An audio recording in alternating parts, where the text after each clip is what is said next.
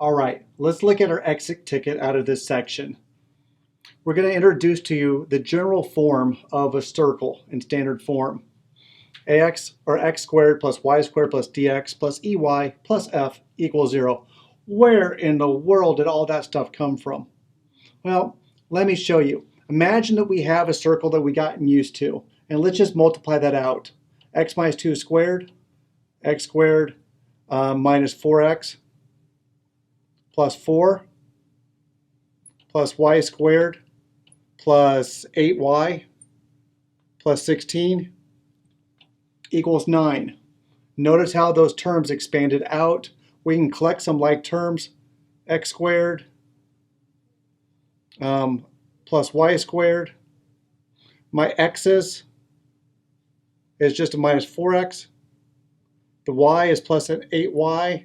The constants, 4 and 16, give me a 20 equals a 9. Subtract 9 from both sides.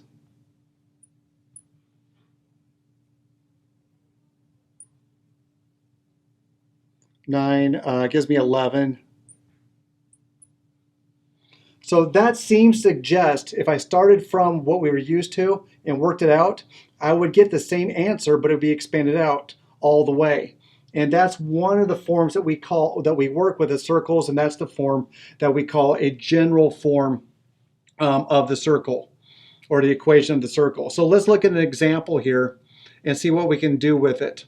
So let's write in standard form. I have a circle, x squared plus y squared plus 4x minus 6y minus 23 equals 0. So from that, are we able to determine the graph of the circle? Can we work our way backwards in this process to figure out what our center point and our radius is?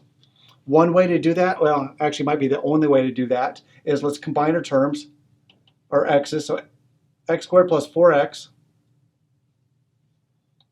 plus something, I'll show you why in a second, y squared minus 6y plus something equals 23. And I just moved the 23 to the other side for a while.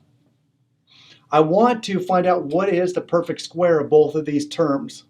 So remember how we complete the square? Take the middle term, divide by 2, and double it or square it. So that would be a 4. Over here, a negative 6 divided by 2 is negative 3. Negative 3 squared is a 9. Now I'm adding 4 and 9 to this side of the equation, which means I need to add a 4 and 9 to the other side as well. Let's clean that up a little bit. The reason we did that is this now forms a perfect square.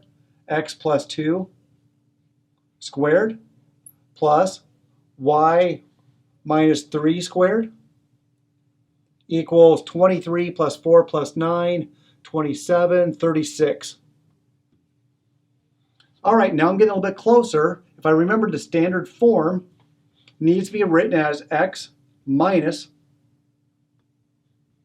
that's still x plus 2, but I'm writing it with a minus squared, plus y minus 3. That's already in its form.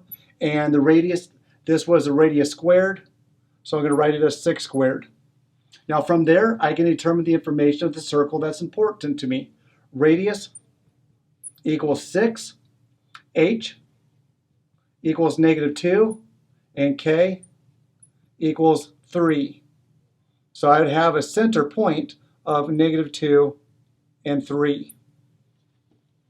All right, I know I rushed through that fairly quickly. I might take us a couple times to figure out where I was going and why, but I hope that you're able to follow it after you watch it a couple of times and get a sense of what we just did. All right, I think this wraps up this section.